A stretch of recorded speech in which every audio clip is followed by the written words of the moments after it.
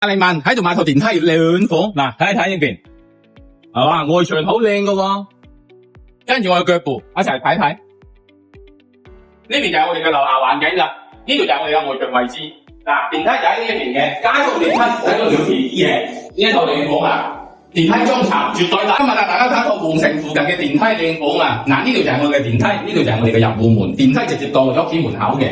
我哋睇緊呢套房咧係為咗74.6個方嘅大女房嘅戶型，嗱呢個廳夠晒闊嘅，廳嘅話我度咗下，大概都有成差唔多30個方左右啦，係嘛？由門口到呢一邊啊，開間大概3米咁樣嘅，重心大概接近10米，差唔多30個方咁樣使用。嗱呢邊就係我哋熟悉噶啦，嗱出嚟呢邊睇睇，呢度就係我哋嘅陽台，嗱對面就係我哋而家嘅一張，即係我哋嘅舊唔高啊，係嘛？呢段路哇相當正，嗱右邊就係我哋嘅皇城方向啦，嗱皇城喺呢一邊。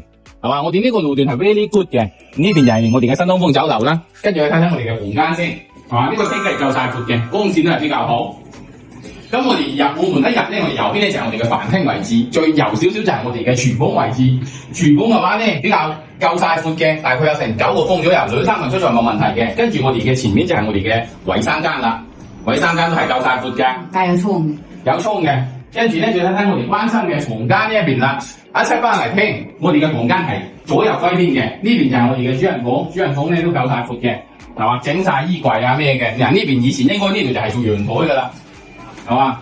大家都可以見到啦，主人房呢個窗都係夠晒大嘅，係嘛？前面亦都係我哋嘅皇城方向。我哋呢套房咧，即係比較舒服嘅。再睇睇嚟呢隻房間，另外呢隻房間咧喺呢一邊嘅。另外呢個房間都係好闊嘅喎，係嘛？因為業主咧佢係自己住嘅，就冇需要擺咁多張床，係嘛？呢度就等於佢嘅衣帽間咁上下啦，夠大闊嘅。咁而家咧，我哋呢一套房咧正啦，係嘛？大家可以見到啦，高架嘅鋼筋混凝土有梁嘅。咁樣咧，頭先我哋睇嘅電梯已經使咗2萬幾蚊安裝啦，每個月就加翻30零蚊嘅電梯維護費，一出電梯就到我哋屋企門口，咁樣就接到間棚經理。記得關注哦。